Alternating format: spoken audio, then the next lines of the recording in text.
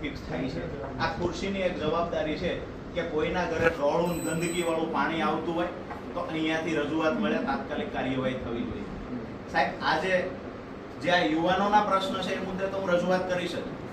આજે દુઃખ સાથે કહેવું પડે છે, વારંવાર રજૂઆતો કરી છે. સંઘર્ષ કરવામાં અમે કોઈ કચાશ રાખી નથી. આજે થાનની જનતા વતી દુઃખ સાથે કહું છું કે જ્યાં શાળાઓ છે ત્યાં બાળકોને બેસવા માટે પૂરતા વર્ગ નથી, ભણાવવા માટે પૂરતા શિક્ષક નથી. આરોગ્યની વાત કરીએ તો ત્યાં સંસાધનો નથી, દરેક વિભાગના ડોક્ટર નથી. રોડ રસ્તાની, આ થાનની હાલતની વાત કરું છે, રોડ રસ્તાની વાત કરીએ તો રોડ તૂટેલા, રસ્તાઓમાં ખાડા, એક ઓવરબ્રિજ બાકી રહેતી 8 વર્ષથી ઓવરબ્રિજ સાહેબ લટકે છે. થાનના વેપારીઓ એનાથી પરેશાન છે. ઘરે ગંદકી, સાહેબ ગટરો ઉભરાય છે, ગંદકીનું સામ્રાજ્ય ઊભું થાનગઢમાં થયું છે. મને એ નથી સમજાતું કે શા માટે જવાબદાર અધિકારીઓ દેખાતું નથી. તમે કોઈ પણ વોર્ડની મને વાત કરો ને સાહેબ કે આ વોર્ડમાં ખરેખર રાજુભાઈ મારે મુલાકાત કરવા જવું છે, તમે નવા આવ્યા, તમારી પર આક્ષેપનો કોઈ મતલબ નથી, પણ આ ખુરશી ઉપર અમે આક્ષેપ એટલે કરીએ છીએ સાહેબ કે વારંવાર 6 મહિનાથી રજૂઆત થાય, આજ પણ કોઈના ઘરે પીવાલાયક પાણી ન આવે. આજે પણ ગટરો ઉભરાઈને ઘરમાં પાણી આવે. તમને વિસ્તાર અમે 5-6 વાર અગાઉ લખીને બીજા મામલતદારોને આપ્યો છે, આજ તમને આપીશું. આ બહેનો આવો તો બેન આનો વ્રત કોણ રે. ઓકે, હવે જે આ યુવાનો આવ્યા છે મોટી સંખ્યામાં, આ યુવાનો સાહેબ સ્પર્ધાત્મક પરીક્ષાની તૈયારી કરે છે. અહીંયા નોકરી તો આપ પણ જાણો છો કે અત્યારે પેપર આપવા જાય પહેલા પેપર ફૂટી જાય છે. સ્પર્ધાત્મક પરીક્ષાની તૈયારી કરે, કાં તો એક્ઝામ નથી આવતી, કાં તો ભરતી બહાર નથી પડતી, ખૂબ પીડાય છે. અને મારા ખ્યાલથી લગભગ જનરલી મોટા ભાગના અધિકારીઓ ક્યાંક ને ક્યાંક પીડાય છે. આ યુવાનોને સ્પર્ધાત્મક પરીક્ષાની તૈયારી કરવા માટે સાહેબ થાનગઢમાં તાલુકા મથક છે, આજુબાજુમાં 28 ગામ છે, એ સિવાયના ગામડાઓનું હટાણું થાનગઢમાં છે. છતાંય થાનમાં સાહેબ એક સારી લાઇબ્રેરી સરકારી નથી કે અહીંયા સારું ગ્રાઉન્ડ નથી, સ્પોર્ટ ગ્રાઉન્ડ. અમે અપેક્ષા રાખીએ છીએ કે આપના માધ્યમથી એક ઉપર સરકારમાં આ બાબતે રજૂઆત કરો. બાળકો પૂરતું શિક્ષણ નથી મળતું, ક્લાસ નથી, શિક્ષકો નથી, એટલે પીડાય છે. ગંદકીનું સામ્રાજ્ય ઊભું થયું. હોસ્પિટલે જાઓ તો ત્યાં સંસાધનો નથી, ડોક્ટરો દરેક વિભાગના નથી. હોસ્પિટલની અંદર પણ એવડી મોટી ગંદકી. હું તમને અત્યારે લેખિતમાં સાહેબ આપું, કલેક્ટર સાહેબને મોકલીશું, એ વિષય અલગ છે સાહેબ.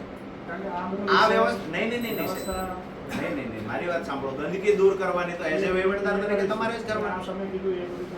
ગટરો, મારી એટલી જ વાત છે કે પ્રાથમિક સુવિધા માટે હું કરીશ કે અરે સાહેબ એ લેવલની અપેક્ષા એમ તમારી પાસે નથી રાખતા. તમે ખાલી નકલ રવાના કરો. એ અમારે કોઈ તમારી પાસે અપેક્ષા એટલી જ છે, પીવાનું પાણી શુદ્ધ મળે, અહીંયા જે રોડ રસ્તા ખરાબ થયા છે એમાં રિપેરિંગ થાય, અને જે મૂળ વાત છે છોકરાઓને ગ્રાઉન્ડ માટેની જે વાત છે એવું તમને રજૂઆત કરીએ, તમે ઉપર લેવલે મોકલો. આ જ રજૂઆત છે, એ જ રજૂઆત 6 મહિનાથી કન્ટિન્યુ કરીએ છીએ.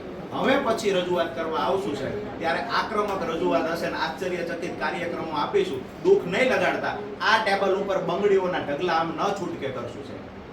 બરાબર છે. આ નમ્રતા, આ વિવેકતા એક અમારી ચરમસીમા પૂરી થશે. જી, થેન્ક યુ.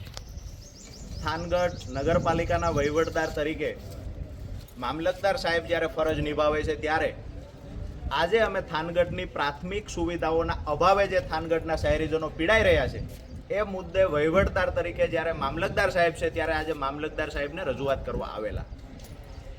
અમે છેલ્લા 6 મહિનાથી થાનગઢની ગંદકી મુદ્દે લડીએ છીએ, થાનગઢના રોડ રસ્તા મુદ્દે લડીએ છીએ. મહિલાઓ જે ખરેખર થાનગઢમાં ટ્રાફિકની સમસ્યા અને ઓવરલોડ વાહનોના કારણે જે અકસ્માતો વારંવાર થાય છે, ગંદકીથી મહિલાઓ પીડાય છે, તમામ મુદ્દે છેલ્લા 6 મહિનાથી લડીએ છીએ. પણ જ્યારે બી રજૂઆત કરવા આવીએ છીએ ત્યારે ખુરશી પરના અધિકારી બદલાઈ ગયેલા હોય છે.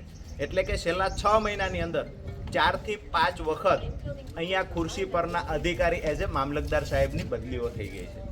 જે ખરેખર અહીંના જે લોકો છે એની જે પીડા છે એ સમજવાના પ્રયત્ન કર્યા પહેલા સાહેબની બદલી થઈ જાય છે.